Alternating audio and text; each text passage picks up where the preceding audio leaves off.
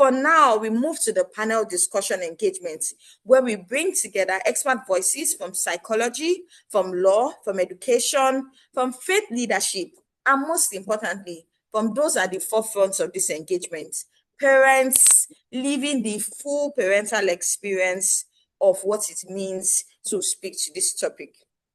Our panel reflects a powerful mix of professionals with professional expertise and real-world insights. So I'm going to start and run through very quickly, but I'll start with Dr. Chinyere C. Edochie, a senior clinical psychologist with over 20 years of experience in trauma, crisis intervention, substance abuse, and child and adolescent mental health. She has served on national psychosocial response teams for Ebola, for COVID-19, and the Chibok crisis. You are welcome, Dr. Chinyere. Next on our panel list, we're joined by Mr. Joshua Nwachukwu, who interestingly asked the last question that we attended to. Mr. Joshua Nwachukwu is a partner at Dictum Solicitors, a dispute resolution and corporate legal expert, a writer and director of South Creek Center, a boys development initiative focused on moral and character formation. You're welcome, Mr. Joshua. Can we have his video pinned as well, if possible?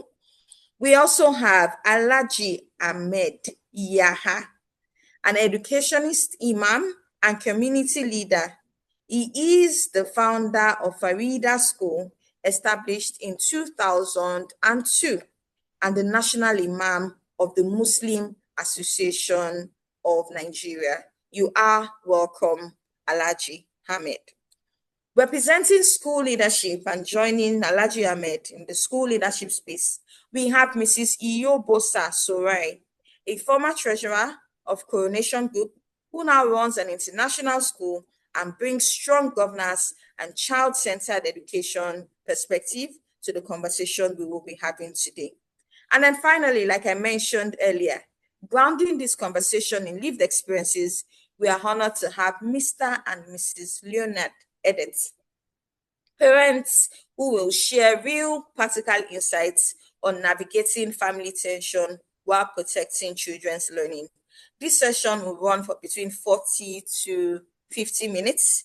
In that time space, if you have questions, comments, feedback for the panelists, please drop them in the chat session so that we can be as efficient with time as possible. And to our panelists, thank you for being here. So I'll just start by saying toxic stress in children often hides in plain sight. Sometimes it shows up in behavior, in learning gaps, emotional withdrawal, or aggression. And despite the very amazing things that we've heard from Madam PS about what's available in schools, for example, we also then want to see, particularly from the home front and the practical end of the others, managing the various parts of this, what really works, what protects children, and what responsibilities we all carry. But I'll start with Dr. Chinyere. If Dr. Chinyere is ready and available, it looks like your video is off. I want to confirm if you're available to take our first question, because it will shape the others. And that's to ask, what evidence-based screening tools can schools adopt to detect early signs of toxic stress in children? And then how should the things that we find be communicated to families? In 60 seconds, Dr. Chinyere. 60 seconds. Thank you very much.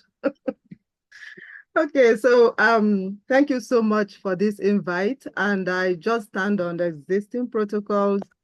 And thank you so much, DPS. In fact, nobody can convince me otherwise that you don't have background in psychology and counseling. I'm yet to get that. All right. So there are quite a number of evidence-based screening tools, you know. Many of them are there, free, can be used. But if you actually ask my expert opinion, this discussion today is not about book matters. It's about what are the observations, you know, what can the teachers or the carers observe, you know. However, if they must use screening instruments, there are basic ones, excuse me, there are basic ones that can be considered. We have the child trauma screen. The child trauma screen is just an item tool, can be administered by the teachers, eliciting feedback from the pupils or students, and is actually for people within ages 6 to 17. It identifies the individual's exposure to any form of trauma or even PTSD symptoms. If they have PTSD symptoms, this child trauma screen is able to pick that. There is also one that is called PEARL, quite popular. PEARL is the acronym, and it's Pediatrics Adverse Childhood Event and Related Life Event Screener. This is bigger, covers a broader range in age between 0 and 19 years, individual, and it's 17 items. Has 2 segments. One segment looks at adverse childhood events, which tries to assess the experience of abuse, neglect, dysfunction in the home, and the likes. And then the other aspect of it looks at related life events. And this actually assesses the individual's exposure to violence in the community, discrimination, lacks or deficiencies, material deprivations, and the likes. Okay, so these are the 2 basic ones that have been so commonly used over time. Now, I'm talking about how the outcome or the information can be related to the parents. We know, just as the first speaker spoke, in fact, she was just pulling many things out of my mouth. Educating or having a child in school, it's not the teacher's work. In fact, it's not the school's work alone. And as a matter of fact, the child that is sent to school is a product of a home. And so for the teachers to even observe this, the parents would have started observing. But because we are talking about dysfunctional home here, most parents are carried away with their own issues. Some of them out of bitterness for one another. They don't see things going on with their children. And so whatever the teacher or the carer observes, the best way to disclose, bring the parents. They have to be, it's not phone call. Sometimes they'll say, oh, I'm so busy, just give me phone call. No, have a discussion with the parents about your observation and let them too try to observe the same. Because whatever that is put down in these screening tools are not in abstract. There are things that happen on day-to-day basis to the individual. Thank you very much. Thank you so much, Dr. Chinyere. And I mean, when you started speaking, I understood where the 60 seconds came from when you started. But we'll try to make the best of time. And I will go to the parents because you've told us the clinical side. So let me ask Mr. and Mrs. Leonard Edet, what signs and how have you noticed, signs of toxic stress? And how did you respond when you saw that, if and when you saw that? Thank you. All right, please confirm you can hear me okay. Yes, we can. All right, thank you very much. Yeah, that's a great question, and it's well, how do we start this? So first of all, yeah, the signs to watch out for, particularly amongst using our family as an example. I have 5 children aged between 17 and 2, different temperaments. I like that what the PEMSAC side regarding the fingers not being equal, of course, and we relate to their children as unique individuals, of course, conscious of the fact that they are all They're all different and unique. So first and foremost, one thing that we've already decided, and good enough, we started, quite early, even before the first one came around, was to ask yourselves, look, conflict is something, that probably will come up, between two people, or where two or more people are. There is a likelihood of a conflict, playing out. How do we deal with this? And then by the time the children, come, how do we ensure, that first and foremost, we manage whatever differences we have without necessarily, allowing it, to fester and affect the ambience, of the family. So the first thing we try to do is to watch out, for those signs, approach it as quickly or deal with it as quickly as possible. But most importantly, understand the source. Because if you understand the source, then we'll be able to deal with the issues, at the root cause. Otherwise, if we don't, then there's a tendency to be symptomatic in our solutions approach. And that may even lead, to more stress. And then, of course, we also try, to do a look back consciously, informally, in whatever way and form, to see whether what we are applying is working out or not.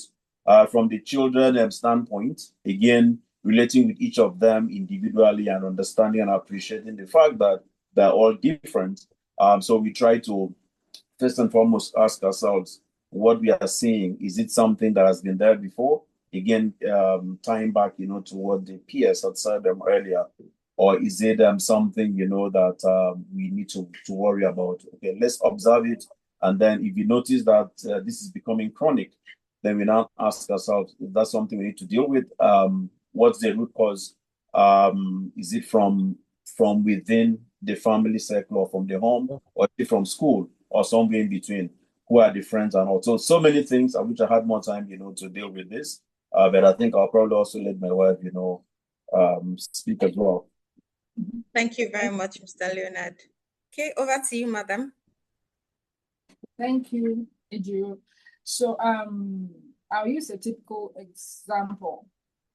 When we got married, that's the early years in life. So at one point I had to go home to stay with my parents. I want to emphasize that even as the babies, they can actually, understand or sense when there is conflict or any kind of thing happening around us. So I had to go home, and at some point my husband was like, oh, yeah, you have to come back home because the child has to be vaccinated. And then my parents were like, oh, you have to finish your omega, that kind of thing. And so I had to, I'm still young in marriage. I mean, just like 2-3 years. And I had to choose between one. Of course, I have to go back to my husband. And at some point I was sad. And because I was sad, the baby refused to suck throughout the day. And I was pretty worried. My aunt had to tell me, please, do not, I was actually crying. Do not cry anymore. Talk to the baby, try and pacify the baby. Do not cry. And interestingly, when everyone, including my parents, are like, oh, we are sorry, we are not talking to you, do not cry, and I actually was smiling. I was so shocked. The baby started sucking. Wow. So that was a huge lesson for me. So when I came back home, I had to tell my husband, look at what happened. So that means when we have any issues, we have to shut the door and deal with it. So that the children will not get to, because they sense this thing. They can sense your mood and stuff. Like, sometimes they withdraw to themselves, or maybe one person will, be, oh, when we don't do this, that we don't do this. So we have to wow. Be sensitive to that. And come out, something is happening. Wow, thank you so much for sharing and that level of transparency and the reminder that this conversation about children doesn't even start when they're old, like teenagers or this. You actually have to be mindful even from when they're as young as babies. Thank you so much for sharing, which would be a great way to go to Iyobosa Sorae. And it's going to be a two-in-one question. You know, we've had the clinical part of seeing or finding those symptoms. We've also heard from actual parents what the lived experience looks like.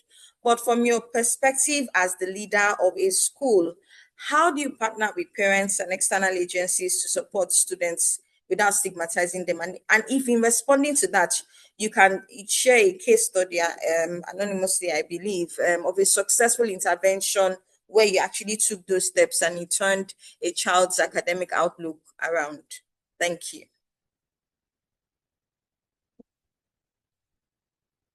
We can't hear you. I was just saying, I hope I'm not muted. Okay. Good morning, everyone. Thank you, Ejira, and thank you for having me on this conversation. So from the school's perspective, right, from the very onset, obviously you have signed up to confidentiality on both sides, whether from the mom or from the dad. So you have that in your books. But the way we approach it as a partnership. Because I think one of our speakers had said earlier that raising a child is not just the responsibility of the school, but it is a collaboration between the home front and the school front. When we, in the past, right, when we had experienced this sort of thing, because we have experienced it, and interestingly, there was a lot of attention on these two parents, right? And it was almost like the school was in the middle. And I'll tell you how we as a school got to know about it. It wasn't because one of the parents told us anything. It was because a child that was so lively, that was, you know, when they say someone is the life of the party, that was that child.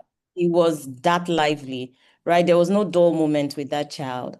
We came to school a certain term, and the child was so withdrawn. He was so quiet.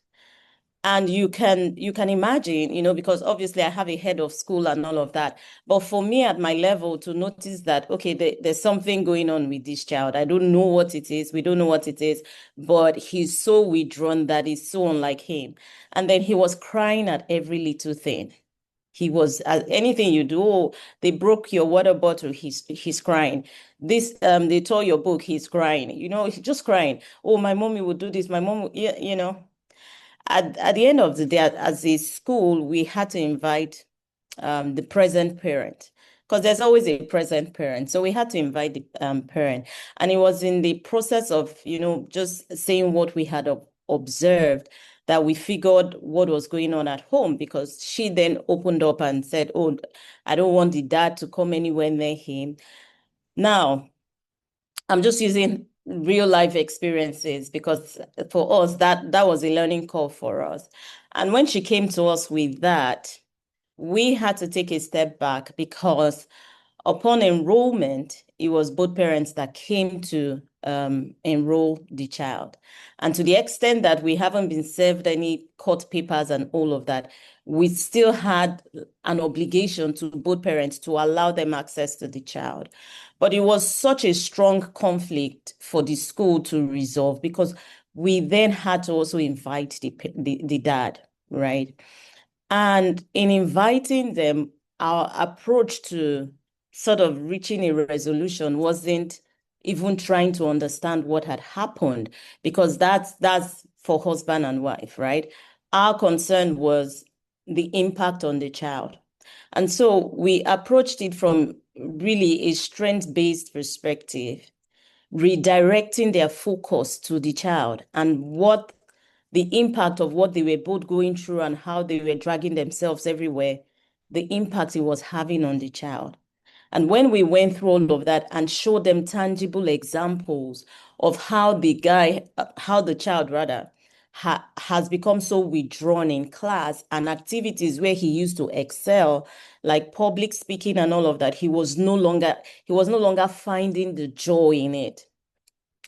I kid you not, both parents really started shedding because they then saw the instant reality of what their behavior, right, was doing to the child.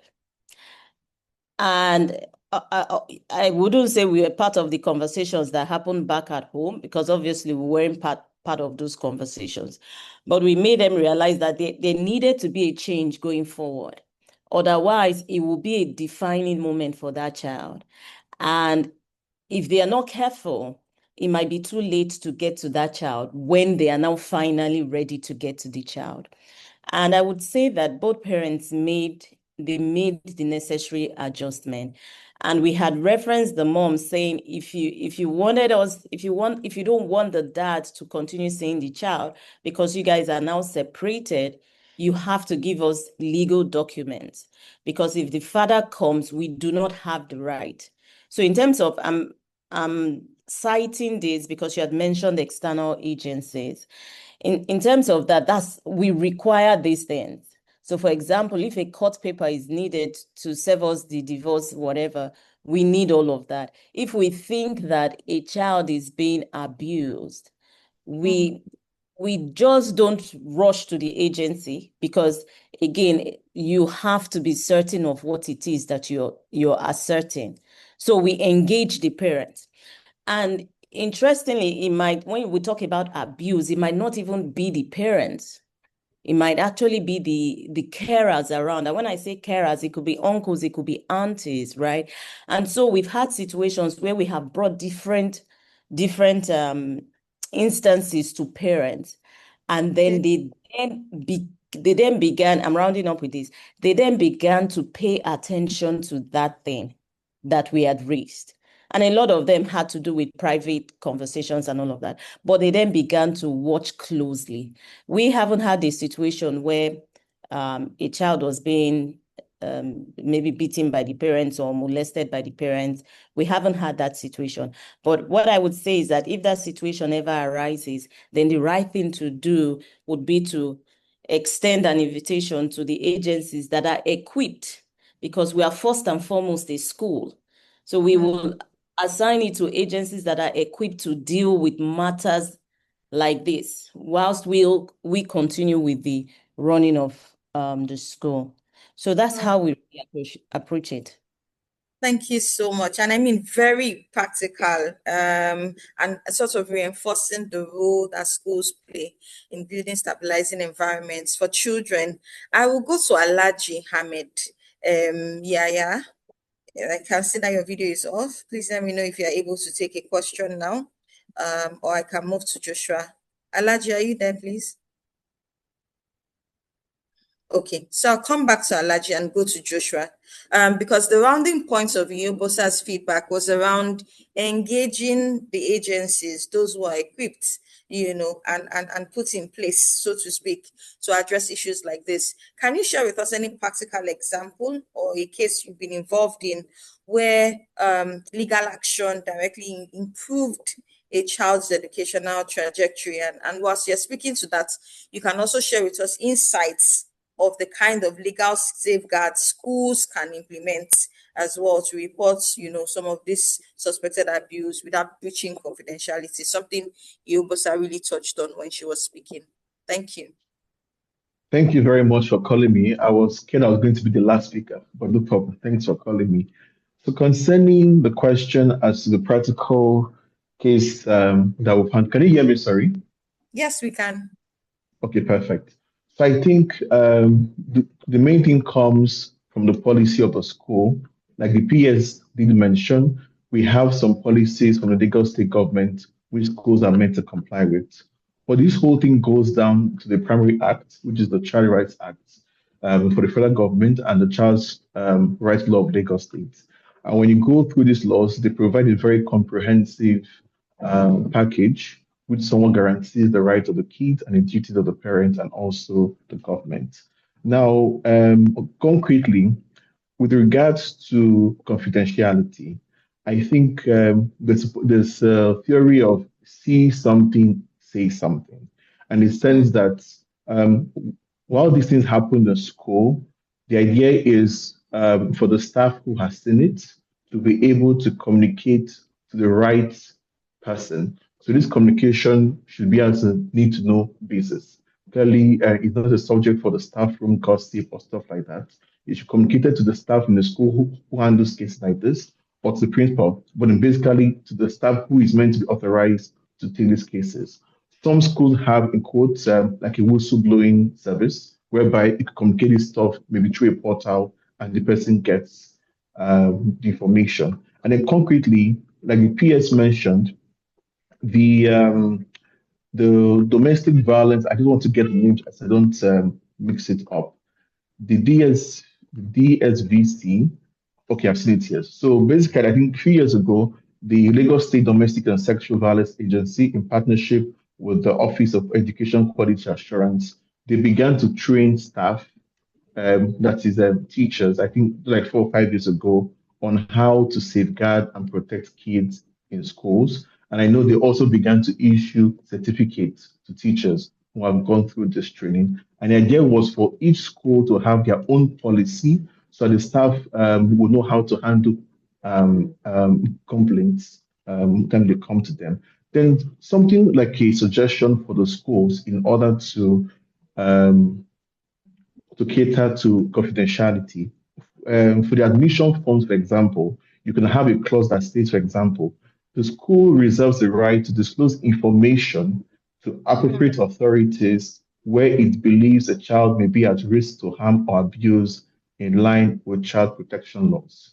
So this is the clause that can be provided for in the forms that parents sign, because sometimes you may not want to disclose to the parent about the complaint because the parent may actually be the culprit to that complaint. So telling them about what you've heard from the child is not even quite reasonable. So basically putting the victim back to danger. So when you have a clause like this, so you're permitted by law to be able to disclose to the appropriate authorities because they have, in quotes, waived their waiver, so to speak, for you to disclose to the right person. And then I think something practicable in the area of divorce, because this issue of toxicity most times leads to divorce. And obviously, when you're doing a divorce matter, a primary concern are the kids, obviously, the education, their maintenance, and then so where do they stay? The Child Rights Act in Section 1 provides that the best interest of a child is of paramount consideration. So normally, whatever you're doing, be that this state level, the judiciary, the police, they're all thinking about what is the best interest of the child. Just last year, we had handled a separation matter where the parents have 2 kids, and we had a big issue as to what school the kids would go to. The father wanted a school, in the case one for the child to go to, for the kids to go to. The mom had a different school. So we had to see how can we manage this delicate issue. Clearly, you have the issue of pricing. We also have the issue of value system, but sometimes there's a particular school that may have a similar value that you want your child to have. So these are things that you may want to bring to fore. Now, lastly, the law doesn't encourage parents or schools to see the court or the state government like the first resort. So the idea is that can we use non-litigious or maybe alternative dispute resolution to see how to resolve on these issues. For example, we have mediation. I know the principal, I think, is Ms. Iyobosa. She was saying that the school is not an expert in stuff like this, and they will quickly want to transfer it to the government. Maybe not in all cases. In some cases, the school can be the first ground to want to analyze, obviously depending on the variation before it escalates to the government, because the government doesn't want to be the first point of call. So sometimes you can even do, for example, like she did already, they spoke to the parents. So we have little ways that these stuff can be handled before they can be escalated to the appropriate authorities. Then I think I've answered, not quite sure if I'm missing something. You've spoken to it extensively, and I'm sure there'll definitely be reasons to come back to you. But before I go to Alhaji Hamid. I just want to clear something with Iyobosa, just to reaffirm. So, and speaking from Joshua's last comment, your position earlier was that we will do what we can to mediate, but when we then realize that specialist intervention is required, then we would engage whatever is the necessary specialist agency. That's it. Yeah. Absolutely. Yes. Absolutely. Okay. All right. So for school owners here, you've heard from both the legal perspective and from the school owner perspective, there's at least some level of intervention that is believed you can provide. But Joshua also highlights that in the case where the parent is then, part of the causal factors, you may then want to skip that first level and go into, the next level of intervention required for that child. Thank you very much, Iyobosa, and thank you very much, Joshua. So I'll go to Alhaji now. Alhaji Ahmed, good morning, and thank you once more for being here today for this session. Good Can you morning. hear us? Yes, I can. Okay, all right, great. So I'd You like can to hear me ask, as well. yes, we can hear you. How do Thank you you. embed spiritual and emotional support? Because you wear two hats, one as a Yes. spiritual leader, and then two as a school owner and leader. So how do you embed spiritual and emotional support into daily classroom practice? And do you have any feedback or data around a faith-based program that you have developed or led, to support students facing family stress? Thank you very much for giving me the platform to be here this morning. Firstly, I will want to recognize our guy, that spoke first, the permanent secretary. She has actually made the work very easy for us. Now, as a school, our main objective is to cater for the personal, social, and emotional development of our children, not just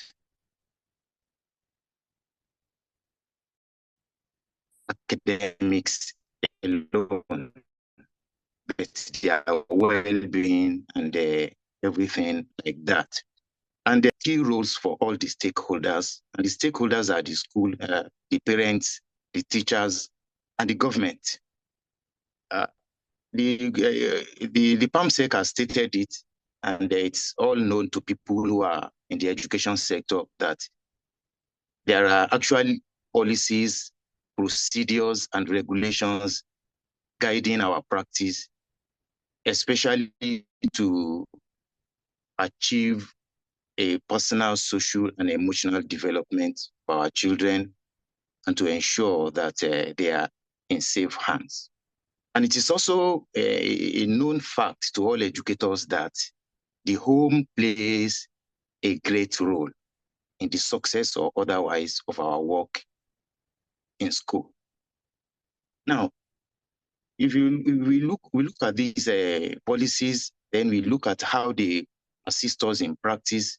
As we get to the school every day, even meeting the students, when they come in, you are an observant teacher.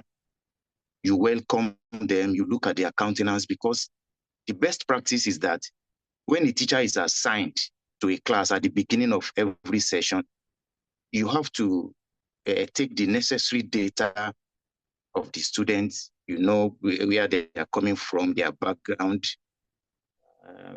their family background. And then after a while, you look at their performance, their academic dexterity, and things like that. It helps you so that you'll be able to differentiate for them.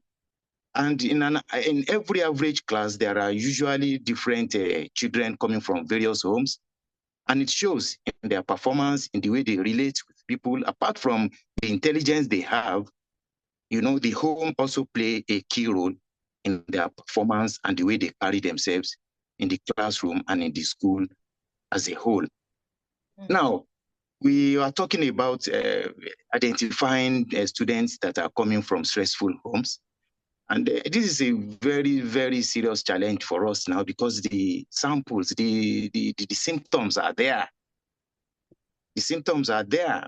Students that come from homes that are stressed, You see it from the way they dress to school. You see the way they do their homework. Sometimes it reflects in their motivation to learn. And then sometimes it reflects in their behavior as well. And if you are very conversant with them, just like my other colleague said the other time, you start seeing strange things in them. Some of them will start losing interest in education. Some of them will start misbehaving in school, especially in secondary school. We treat every misbehavior as a symptom of a poor parenting from home. And in secondary school these days, you will see that the issue of misbehavior is a great deal. In fact, is a factor that is demotivating some people, to opt out of the teaching profession. You find students that disrespect authorities, they become unruly, they join bad groups in the school, create groups that are not regulations. And whenever you find this, you know that the culprit is that a lot of time parents are not engaging with their children. Apart from just paying their school fees, they are not engaging enough. They are not spending students with their children. They are not, because time is the most important currency. You have to be there. You have to ask questions. Despite the very busy work schedule that we have, it is part of the responsibility of the parents. And whenever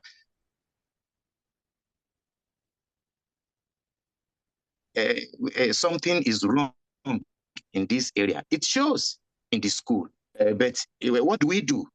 Apart from identifying the symptoms, what do we do as practitioners? What we do is to find a way to intervene to help the students. And some of this information we have about them assist us so that we can differentiate for them. This one, is from the parent is a single parent. It's only the father that is taking care of him, or this one is only the mother that is taking care of him. You cannot compare him with others that the parents have so much time or even the resources. And some of them, they come from maybe their parents are illiterate, or even the environment that they are living. All these things, they work together. But for us in school, especially looking at the guideline and the policies that is guiding our operation, we have to find a way such that the students don't suffer abuse and their well-being is not compromised. Whenever we suspect that, we have to find a way to intervene. Maybe we invite the parents, or maybe we will sit the child down and talk to them. Especially when they are in secondary school, we can talk to them like adults, because at that age, they are already forming their own personality, and irrespective of what their parents do, they also have to take responsibility for their learning and for their own success in life. Okay. So the challenge is a perpetual one in school, especially in the nursery school. It comes quick, and you can actually cite it. Students, when they are still very young, if anything goes wrong, it shows quickly. But when thank you very much. When they are in secondary school, it may take some time. But whatever, our work is just to help, not necessarily to label them. And that work is a continuous one. We act as their parents. Thank you very much. Thank you so much. Thank you. I mean, you could tell that you have a lot of lived experiences in that space with the feedback that you're sharing. But we have a question in the comment section, and it's something I would like multiple answers for, which is why I wanted us to move to the Q&A quickly. We have a question from Adetola. And Adetola is asking, she says, looking at our society currently, drug abuse is common among teenagers. What are the measures in place apart from expulsion from school to address this? And I'd like to start with the parents, Mr. and Mrs. Leonard Edet. Speak to Iyobosa, if she's still here, and Dr. Chinyere. Close with Dr. Chinyere for this particular question, because as a clinical psychologist, I believe you would have dealt with instances of, addiction in time past. And so you'll be able to share with us from that perspective what we can do. But let's start with the parents. Go briefly to the school, and then come to Dr. Chinyere. And if you still have some time, Alaji and Joshua would hear from you as well. So, Mr. and Mrs. Edet. Okay, all right. Thank you. And thank you, I think, Darsolu, for that question. Unfortunately, we don't run the school, so and then of course, thankfully too, we also don't have to deal with drug problems, amongst our children. We thank God for that. However, it's a prevalent. I mean, I totally agree that it's a big problem, and I think it starts first, with the things that we allow our children, or we inadvertently or advertently expose our children to. Whether it's movies, whether it's the books they read, the companies they keep, and all. And of course, social media, peer pressure, these things, are real. And as much as possible as parents, we should try our best. We may not always succeed, but we should try our best to make our children see us as their first friend. They should see us, as confidence. They should see us as someone, that they can discuss their problems, their concerns, their aspirations, whatever it is with us. I try to do that. And trust me, it's not easy. It might sound, easy to, voice it out, but in practice, because again, we are talking about different children, with different temperaments. Some maybe, like for instance, my daughter who always, my wife says my daughter texts after me. She just, whatever it is that happens in school, no matter how small, she just comes back and says, Daddy, this happened, and the rest of them, blah, blah, blah. And one thing I always ask her is, so what did you do? Did you report? Did you tell someone? And then she, no, I can't. I said, but, I always tell you, please. I'm glad you are telling us that always, know who to talk to. Don't just pass by, anything, that's abnormal. And that's because she has been able to, we've established that friendship, over time. And I try as much as possible to foster that friendship. It doesn't take away the fact, that I'm a father, but it just gives her, that confidence that she can come to discuss, anything, with me. And I think for me, that's the first step. And of course, this is from a preventive, standpoint. Now, when it happens, how do you deal with it? I'm not sure if I'm an expert, to address, that topic. Again, as I said, I've never had to deal with one, and I pray I don't have to. And Amen. Dr. Chinyere will help us. Don't worry. He should help us with that part. I have to do that. Yeah. So Okay. yeah, I think I'll keep it on that. You want to? Okay. So, Mrs. Edet. Okay. Well, like my husband said, we've not, thank God, we've not had such issues. But to buttress what he said about allowing your children to be free to, discuss with you, express themselves with you. Well, but still remind them that I'm your parent. So there are things you can do.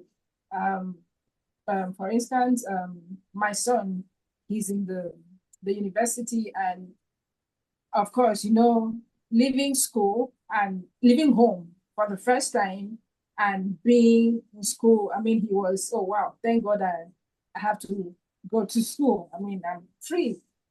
But because of the relationship we had, he'll be like, when he came back, he was like, Mommy, I don't even know why I was rushing to go to school, because I'm seeing a total different new world there, people with all kinds of things.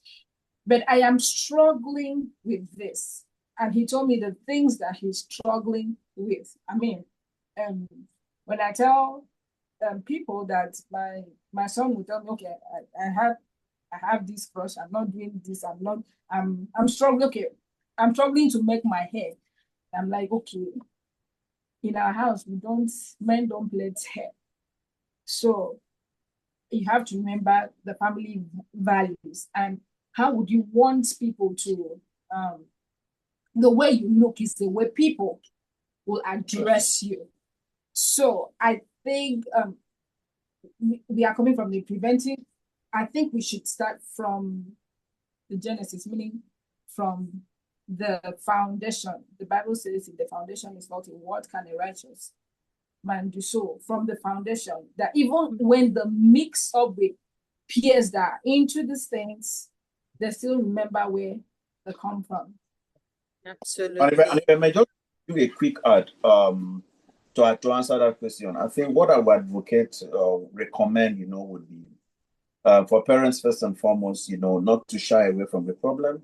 Face the problem head on, accept the fact that you are dealing with a problem, and then seek help. Engage, with the professionals, and then let the professionals, come in to help. That's what I would do if I were to be faced, with that situation. Thank you for sharing. And isn't it amazing that we have a clinical psychologist and an expert in dealing with addiction actually on this call? So Dr. Chinyere, our questions are piling up. But let me go to Iyobosa. From a school perspective, what can we do to help? Thank you so much. And I also like to thank Mr. and Mrs. Edet for just sharing that. I would say for me, it's really one or two things. As a school, you must approach things with compassion. You must lead with compassion. So you're not coming from a place of blame, right? Because what I have seen or what I have experienced is that if the approach is one of blame, right, the child shuts down. And so you never really get to the genesis of how it all started. But when you have a one-on-one conversation with the child and you empathize with the child, and the child sees that you're concerned, you're coming from a place of concern, the probability of that child opening up to you is extremely higher than if you're coming from a place of, oh, we don't allow this in this school. You've breached our school policy. Your name should go to the black book. We're calling your parents. I mean, so this is two different approach. Having said that, I would also say the second thing to do really is it's safety. And what do I mean by safety? It is channeling all of the resource you have at your disposal in the school, which is from the teacher to the head of school to the counselor, if you have a counselor in your school, right? Now, the teacher should be the one to sort of have that first observation, because the teacher in a class is an observer. You must have your notes where you're observing every child and you're writing what you're noticing on every child. So the teacher, most likely than not, in a school environment, is the first person that notices that something is off, or is the first person that the children will run to and say, oh, I saw this guy sniffing something, or I saw this one taking something that looked inappropriate, right? And then that leads the school to dig further. And following that, you obviously the counselor comes into play, the head of school, everybody has a conversation with the child.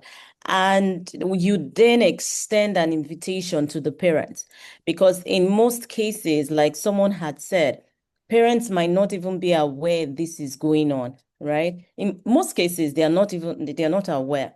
And so that's where you engage the parent. But before allowing the parent come fully into the conversation, you have to do a bit of education, which is, we're not bringing this to you for you to, I mean, Nigerian parents, hey, is that how I trained you? You die today. Is it that, you see what I mean? Am I your mother? By the time I finish with you, you will know I'm your mother. No. You have to sort of educate the parent, because now we have a problem on our hands, or we have a challenge on our hands. What we should be focused on is how do we get the necessary help that this child needs. And so between this, together with the parent, because it has to be parent-led, whatever therapy or whatever solution you're looking for, it must be parent-led. So the parent then the school then works with the parent to ensure that the child seeks the necessary help and all of that. Doing all of this while, there's love in everything that we are doing. That's how I think that as a school, we should approach it.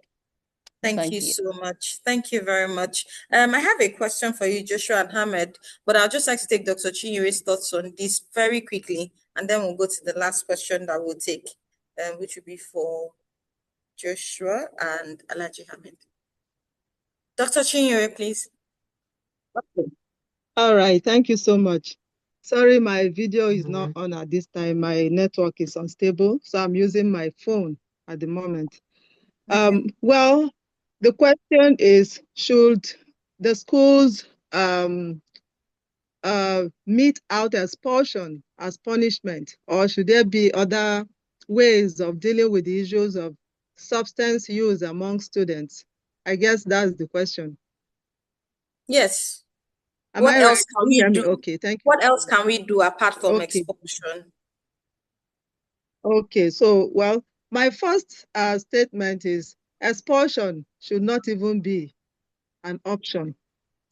Because when a child is using substance and you expel that child without giving that child help, that child will go out and wait for your own children, who you will train straight to come out. And by the time they are out, that child didn't get help, they will meet. And your guess is as good as mine, what will happen. And so, a lot of things have been going on in the field of substance abuse, treatment, and prevention. And from what I know for over 2 decades in the field of addiction, I know that most of the people you see using substance use actually is like a symptom of the real issue. The only problem is that sometimes they start to use it, and because it's addictive in nature, it now draws all attention to the addiction instead of the real problem. And so in trying to help, the earlier speakers have actually spoken quite a lot about things that can be done, to help this person. But beyond that, looking at the individual holistically, sometimes the child using substance is like cry for help. There's a way we put it in the field that the child is bringing out the family, the child is portraying the problem back home. And true, sometimes you see the child is only using that behavior to cope with what he's going through, either at home or at school, or even in the environment, as the case may be. So having, as for the school, engaging a professional in addiction. Now, there are different types of professionals. It's not everybody in healthcare that is trained in addiction. We have learned over time too that in treatment, the focus is not solely about emphasis on the substance and the use, but so many other things that must be put in place to help this individual. And there are programs that emphasize on prevention of use. And this prevention is not just for people that have never used. There's what we call the secondary prevention for people who have used or who are using but have not developed problem at all. And then there's also tertiary, people who have had problem with it, but also need to stop and then deal with the problems. But majority of the children in school would rather fall under the primary prevention, people who have never used but have a tendency to use. So I emphasize the use of prevention science, addiction prevention science, introduction of this in schools. We have the school-based track of that. There are people that are trained to do that, people who are in prevention, not just everybody in addiction, So, and then for treatment, there are people who are also trained for treatment, not prevention. So there are lots of things. It's a very big topic if we start to debate. And you always give me 1 minute to talk.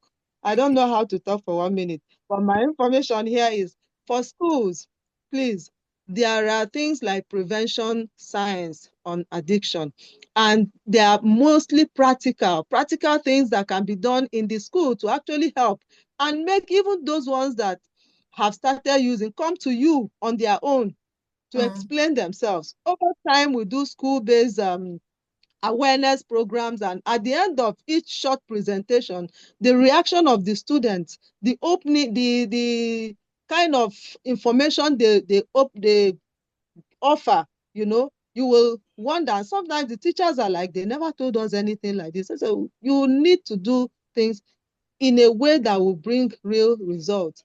Okay. I am doubtful if there is anywhere that you cannot find at least a child who has used. And remember, substances are not just hard drugs. There are some substances we use in our homes, like the aerosols. There are things like perfumes, there are things like fuels, and other things that are in the home, and children use them, and we don't know. So when we are talking about this, maybe someday we'll be able to talk more on the issue of substance. It cannot be exhausted. Thank you. Wow. Thank you so much, Dr. Chinyere. And please, I'm sure Otumba and the rest of the team is listening. We most likely need a session that is fully dedicated to, substance abuse, both from the preventive perspective and then how to deal with it when it's there. Thank you, Doctor. Thank you so much. I have a quick question, and I'll kindly crave the indulgence of Joshua and Alhaji Ahmed to run through very quickly. This question is from Usman, and he says, sorry, I think I pressed something and now it's moved on. It was speaking to the legal framework for holding parents accountable, as like all of the conversations so far are focused on the school, but we do need to hold parents accountable, and what are the legal frameworks available to do this? Unfortunately, I can't see the question again, but I know I'd read it earlier and prepared to ask Joshua and Alhaji Ahmed. So please, if you can share very quickly. Joshua first, then Alhaji Ahmed. Okay, thank you very much. Like I always say, let's not get law to be the first recourse to solve issues. But with regards to the legal framework, the Child Rights Act and the Child Rights Law of Lagos State provides penalties and punishment for parents. And to do that, they have to be convicted, sent to prison, or they can pay fine. I really don't think that we want to send our parents to prison for not trying to follow, for example. And the law says that your child must have they must have free education and then compulsory. So, if, for example, the Lagos State government wants to start prosecuting parents who don't want to send their kids to school, you wouldn't want a situation whereby you have a 5-year-old or 10 years old who is going to school and then the parents are in jail. So I think we have to be careful as to how to make it work. But then, for example, like in Lagos, for example, there are some schools and the private schools who have tried to bring parents into getting involved with their kid education through commitment. Some have meetings of the PTA, the parents for commitment. For example, some people say that for your child to get some scores, you must have come for some meetings. So we can find, in quotes, non-legal and a very subtle way of trying to get parents engaged than trying to use law and think punishment and things like that. But then, but the Child Rights Act has punishment and fines for parents who don't fulfill the demands the Child Rights Act provides. So I think the reason the government hasn't enforced it, obviously, because of the sentiment that erupts when they begin to arrest and convict parents for not sending their kids to school and the many of those things. Yeah. Wow, thank you very much. So, Uthman, that's clarified. There is legal provision for this. Alhaji, from the perspective of a faith leader and a school owner, beyond legal frameworks, what else can we use to hold parents accountable? Very quickly. Starting from the legal framework, I want to thank Nwachukwu. The issue is that, to a very large extent, the safeguarding policies that we have to ensure the well-being of students, prevent them, it's just the school that takes it serious. The part that concern the parent, most of the time is not enforced. For example, when I was in UK, I know that in UK schools, you know, they usually have an officer who is responsible for taking note of students that have signs of abuse and neglect. And there are institutions where the reports will have to be made to. And that practice is embedded in the school. Every school you go there, they have an officer who is responsible for safeguarding, such that, you know, adequate data is kept. Even if the child leaves from one school to the other, they'll be able to trace the child's history. And sometimes they'll be able to hold the parent responsible. To a very large extent here, what we have even seen in some cases is that some parents have been able to go to the ministry at allows her to report schools. This school, they beat my child, the teacher did so and so, and the state takes it up. But in practice, schools have not been reporting parents. And we find a lot of signs of abuse and neglect. Sometimes we just call the parents, and most of the time they go away with it, especially because, you know, they are the one paying the bills of the private school. So I think the government will also have to give the school a bite, and then so that, you know, because the parents are also stakeholders, and it's not just the school. It's not only in school that children can be abused. They can be abused at home, and the parents can be held responsible. But before I stop, I will ask Otumba for Dr. Okonkwo's contact. That's prevention science on drug addiction. We'll be interested in it as a school, because what we actually do is to, you know, emphasize the Islamic values as the students are coming in every day. We make it part of our hidden curriculum. Then we do counseling and try to inspire and talk to our students like adults. Thank you very much. All right, thank you very much, Alaji. If I can ask, if you don't mind, panelists, if you can drop your LinkedIn links, profile links in the chat, and any other means by which you can become contacted, because I have a question here for Dr. Chinyere, and she has said I should stop giving her 1 minute. So now I asked Otumba if I can get some extra time. He has not replied, which means I'm meant to be rounding this up. But Dr. Chinyere, someone has asked about a 14-year-old who steals money and how you can help. Again, I believe your 60 seconds will give a lot of help to these parents. If you can, please help us. Okay, thank you very much. A child who pilfers, specifically money. The question is, what does he do with this money? Before a child forms a habit, something would have happened. Is this child well provided for in terms of feeding? And before this child started stealing, were there things like just let it fly, let it go, you know, not paying attention to little details? A child who starts to pick things that does not belong to him or her will eventually steal, if not corrected or cautioned. Then, as it is now, 14-year-old, that's one of conduct issues. Stealing is a conduct issue. You saw that. The child can be helped, yeah. There are different therapeutic techniques. You know, we can use the behavioral technique to help this individual. But in behavioral techniques, again, just like in school, it involves the caregiver, the parent, and the therapist, and the child, and the school, because it follows specific principles that must not be flaunted for it to achieve its goal. So there is no laxity, as in, oh, this person is very strict. When it's this person's turn, oh, it doesn't matter, let me just do what I want. Everybody will be at the same point in trying to help this child. But before giving in the intervention, we want to find out what actually led to this pilfering, and what is it, what purpose. If it's hunger, if the child is having issue of not eating, or not having sufficient meal, maybe the parents or the carer, the caregiver can take care of that and try again. Behavior can be learned, it can be unlearned, and it can be relearned.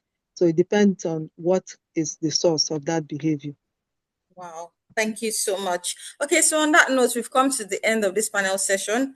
If I can have 30-second closing remarks from each of the panelists, 30 seconds, please. I'll go to Iyobosa, then Mr. and Mrs. Edet, then Joshua, Alaji, and then I'll come back to Dr. Chinyere. Iyobosa, please, 30 seconds. Okay, thank you for this very insightful session. I would want to say, like it's typically said in Nigeria, it takes a village to raise a child. I think that as stakeholders, if all of the different stakeholders play their role, whether as a school, as the agency, or as the parent, if we intentionally play our roles, then we will be rest assured that we would raise confident children that are positioned to thrive as they grow on. Thank you. Thank you, Iyobosa. Mr. and Mrs. Edet. Okay, all right. So my closing thoughts on this would be that first and foremost, as parents, we need to understand that it's a collaboration between parents and teachers in the education of children. Of course, respecting the principle of subsidiarity, and then also mindful, of the fact that the parents, we don't outsource the learning of our children, to teachers. We are supposed to be collaborators. That's supposed to help us, to raise the children. The learning first starts from the house. And if we are conscious of that, then we do our own bit. Of course, we have to stretch ourselves, as it were, to ensure that we provide that first and foundational learning experience, for our children, or else, the consequences, will just be lurking around the corner. Thank you. Mrs. Adet, are you good? What he said. Thank you. Joshua Nwachukwu. Okay, I was just going to say that the best interest of the child should be the paramount consideration in things that we're doing. And when we see something, we say something. The role is to report, not to broadcast. And information should be limited to only those who need to know. Thank you. Thank you very much. Alaji Hamed. Thank you. Believing that, everyone in the room is a parent. So I want to say that our students, most of the time we paint them negatively, but if we are intentional about a very good cooperative parenting, we engage with them, we sit them down, talk to them, give them advice, sometimes even ask them to write it. That's what my father used to do to me when I was very young. You need to write it and go and keep it, follow it. So if we take them like that, we don't just leave them to the social media, to various friends, intentional about their behavior, their studies, they will excel and they will comply, instead of waiting until things get out of hand before we start running. Skelter. Thank you very much. Thank you very much, Aladi. Dr. Chinyere. Okay, thank you very much. So, most speakers have spoken from the perspective of parents. So because we have so many educators and school owners here, I want to focus my own closing remark on the school, what the school can do to assist these children. We are talking about people experiencing toxic stress here. So the school can actually create positive school climate where it does not exist, or modify what it has already. And we know that positive school climate falls on 3 dimensions: the social and emotional environment for learning, the learning environment itself, and the physical environment. Physical environment is basically about the structure, conducive nature of everything. Learning environment has to do with identifying individual differences in learning, and then having specific procedures to address issues of learning difficulties among the students. And then the social emotional environment, having an atmosphere where every student feels are accepted, welcomed, respected, you know, irrespective of how they are performing. Okay, so that's just the brief I can say. Thank you very much for the opportunity. Thank you, Dr. Chinyere. As we bring this session to a close, one thing is very clear. There's a high cost to pay for toxic environments. But if we're intentional about the steps that we take, as we have heard of our panelists share with us today, right from the keynote address, we have the power to change things. Protecting our children's future requires alignment, the school, the family, the policy, the practice, the legal framework, and then between, of course, providing emotional safety, the right education support, faith, as we heard from some of our leaders, and of course, the right legal framework. So on this International Day of Education, let us remember that safeguarding a child's learning also means safeguarding the world. A big thank you to our keynote speaker, the permanent secretary. She was amazing. Our panelists, you've all been amazing. The organizers, the institutes, and every participant who joined in for this important conversation. And happy International Day of Education to all lifelong learners, especially you who turned up on a Saturday morning to learn on a weekend as part of your quest to raise wholesome children. Have a wonderful day, and let us continue to advocate, intervene, and protect our children. And thank you for the opportunity to moderate this. I will hand over back to the Secretariat for the Institute to close out. Thank you, everyone. It's been an honor to be here.